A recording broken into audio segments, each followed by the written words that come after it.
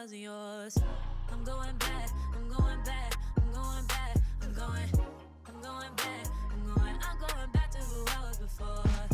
I like me better, I like me better. Hey guys, and welcome back to my channel. On today's episode of I was not expecting I was gonna have to sit down and make this video, we are talking about yet another brand that I really be looking at some of this and I'm just like, wasn't this messy back in the day? Like back early 2000s, even the 2010s. Like, did it feel like every moment that a brand had to apologize about something or a brand was doing something and you're looking at the brand like, what was the point of that? Was it like that back then? Like, was it always like that and we just didn't have social media to know about it?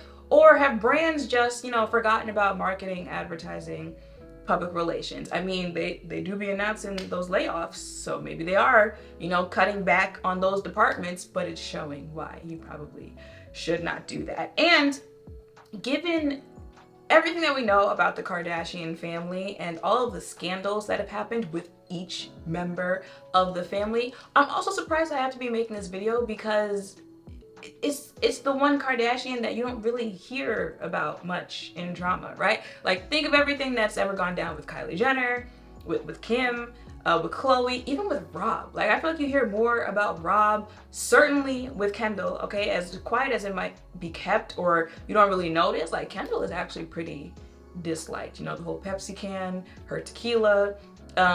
She is, if not the one of the most paid models out there. And it's been said she treats people like she's fully aware of that. But like, you don't really hear much about Kourtney Kardashian having a scandal or having drama. I feel like the most you've heard about her is her and Scott. Like, when her and Scott were still dating, like their relationship drama, which compared to the rest of her family isn't really much. But if you guys did not know, it was announced, and they pretty much announced it during New York Fashion Week, which was last week, the week before, somewhere around there, by having a fashion show that BooHoo was going to be collaborating with Kourtney Kardashian on her own capsule. Now, if I end up saying the wrong sister at some point, listen, they all start with a K, okay, and they're all, you know who I'm talking about, Kourtney Kardashian, and they launched the collection during one of the shows, and it almost like immediately was met with backlash, pushback, because not only did they show the collection, show that they were going to be collaborating with Kourtney, but they also announced that Kourtney was going to be their new sustainability ambassador. And right there, like, people almost immediately started saying, like, this is greenwashing. If you don't know what greenwashing is, basically it's when companies start to portray themselves as companies that are very eco-friendly, that, care about making business decisions that preserve the environment, and they want to give you,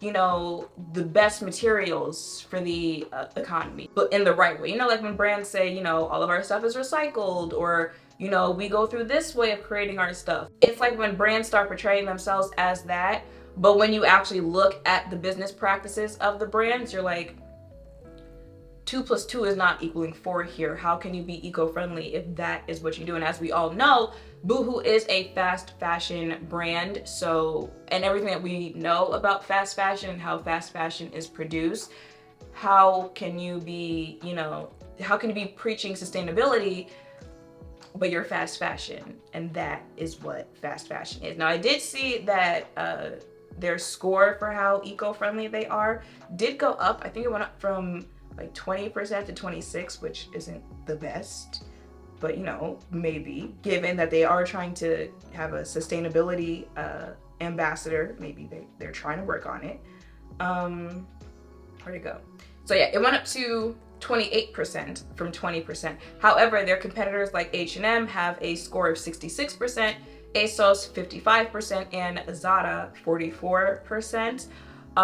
So, again, it did go up for them, so who knows, maybe they really are trying to do that, right? But basically, when this came out, people were just like, this does not make any sense. Again, it just sounds like you are relying on the fact that this is someone who comes from a very influential family, and you're going to throw on buzzwords like sustainability and whatnot so you can make more money and you can continue producing fast fashion as fast fashion is produced.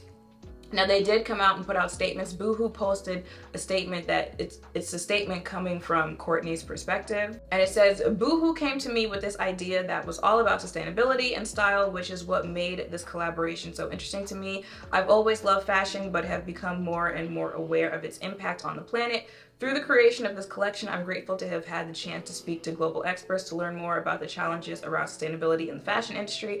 We can all do better, and we don't all have the answers, but my aim is to use my platform to open up the conversation and believe any progress we can make is a step in the right direction.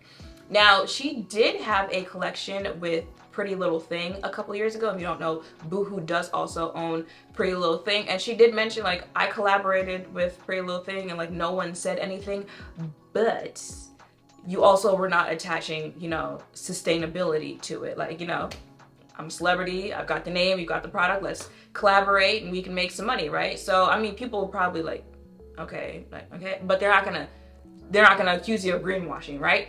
But you're attaching the fact that you're supposed to be doing this. So I understand that side of it, because yes, it doesn't really make sense to be saying that, you know, you suddenly care about the environment and this, that, when like the whole idea of your industry, like of fast fashion, kind of goes against being for the environment, you know, not just because of how clothing is made for a lot of fast fashion companies, like the labor that goes into it as well, and how that is also affecting the environment. Not just that, but also because of the quality of stuff that you're putting out and how quickly it might deteriorate as opposed to other things that are made with other quality items. That's going to cause people to have to get rid of it more and have to buy more, and that's more leaning into consumerism as opposed to you being eco-friendly. So I totally understand that side of it, and I also did see that actually, oh wait, before I say that, but on the other side, I did also see, besides that statement with that BooHoo posted, I did also see where she made statements saying that yes, well, if they were going to collaborate with a Kardashian on this collection, I feel like it makes sense. If they were going to collaborate with a Kardashian on this collection with the idea of sustainability, I feel like it makes sense to do it with Kourtney, because out of all of the sisters, now yes, this woman is filthy rich, you know, she shops just like everyone else with her tax bracket shops, you know, she has things that are unnecessary, all that stuff, right?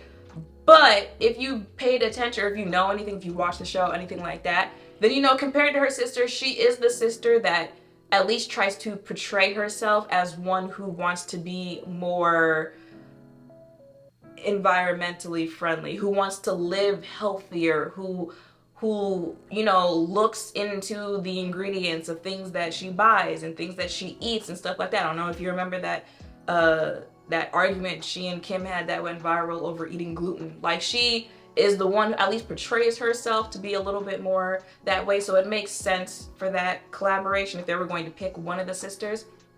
And she did later on say, yeah, this is something I'm interested in, and I really do hope to make some type of change, but also, like, I think it's a little unfair. I'm speaking from her words. I think it's a little unfair to think that I could come in and change the fashion industry overnight. Yes, they have brought me on to be a sustainable ambassador, and it's not so sustainable right now, but like, you haven't even given me the chance to show that I actually do want to make some type of change, and I actually do want to, you know, help make at least this company specifically a little more sustainable. Now, whether or not that's genuine is a question for you to ask yourself and for you to consider if you believe that. That's not really the point here, but I also see that side, because like she said, even if they are bringing her in as a sustainable, y'all know the word, sustainability ambassador, it's just like, try saying that 5 times, okay? It isn't something that she could do overnight, and it's not something that she would be able to solve herself as well. And since the backlash did start almost like immediately when it was announced, it's like, maybe you could give her a chance to show that there's actually something that's going to be different here. Because I did see where it says, the collaboration does make a play at sustainable-minded moves. BooHoo and Kourtney hand-selected vintage tees and graphics that I would wear that I loved, in addition to using recycled cotton and recycled PVC and making it better quality so that it lasts longer. According to a press release for the collection, 41 out of 45 pieces contained recycled fibers, like recycled cotton, and there are 2 vintage pieces. In the release, John Hickling from Glass Onion, a secondhand shop based in the UK, says these biker jackets are your statement vintage piece. It has taken us months to individually source, hand select, and curate this collection. We have made sure that each piece is authentic, stand out, and aged to perfection. So that is, you know, a little bit behind this collection and what was done behind it to make it a little more sustainable. And like I said, after hearing that is when you can come to that decision of whether or not you think any part of this is genuine, or if you're still not buying it and this is just a money grab type thing, right? When I look at it, I think knowing, like, you gotta know who you are. You know that you are a fast fashion brand, and you know that bringing in the word sustainable was going to cause backlash. It was going to cause pushback. So I think it could, the words are escaping me. The release of it could have been handled a little bit better. Like, I feel like, if anything, it was so, like, almost immediate type backlash because it was just kind of thrown out there, right? Like, you're not expecting a fast fashion brand to start talking about sustainability. So I feel like the rollout, thank you, I could not think of words. I feel like the rollouts could have been not so, like, jarringly just thrown out there. Like, okay, here's a fashion show, we're collaborating, and she's also going to do this, that, and third, right? To at least, again, even if it's not genuine, to make it look like this is something that you're slowly working on. Like, I think if people knew that, like, if people knew, you know, that this amount of the collection is supposed to be, you know, recycled cotton, like, if there was more, if the rollout included more of the work that went into it and how stuff was done to make it seem more, to make it be more sustainable, then it wouldn't have been such a, like, just thrown off type thing. You see what I'm saying? Like, if you would, because I realized that from looking at that that news article about, you know, the other UK sustainable company helping them source this and stuff like I feel like if you had shown more of that and it wasn't just like a drop type thing, like, hey, we have a collection, that might have helped when it comes to how people received this collection. I think how they move forward from this will really be was this the right decision to try to incorporate sustainability? Especially because how much are you incorporating sustainability? Like, is it just this collection? Is it just things? Because I know Pretty Little Thing has the Molly May, who is like a ambassador. I think she's like a creative director for them, and I feel like you can tell the differences between like Molly May pieces and just other things that Pretty Little Thing produces. Like, I feel like you can tell obviously more thought goes into them, even like the quality differences between them. So kind of the same thing, like how much sustainability is trying to be incorporated into your brand. Is it just the things that like Kourtney is involved with, or are you trying to make everything about the brand a little more sustainable? Because I feel like that would take more time, and that is where it might start to be tricky. But moving forward, I think showing that and showing just how much you're trying to be sustainable is going to show like just how much it made sense to incorporate that idea into your business. Because if it's just like you throw it in there like this collection and then she's the ambassador for a couple months, then you never really hear about it again, then months from now, yeah, because the internet never forgets, months from now people will be like, see, told y'all about that. Because I know like Tiana Taylor was supposed to be a director or something like that for Pretty Little Thing. I never, like, I think I saw a collection or two and then I didn't see or hear anything else about that, and that's when I started hearing about the Molly May. So the same type of thing, a couple months from now, if people don't really hear about this, if you kind of go back to your old ways, because makeup companies do that as well. Remember when all the makeup companies found morals and realized that like deeper complexions exist? So they were like, we are inclusive and we want to use more Black creators because we know just how important you are. And here we are, about 2 hours later, they're going back to launching foundations with 7 shades. They're going back to powders that come in 2 shades. Like, they're reverting back because that attention isn't on them, or so they think anymore.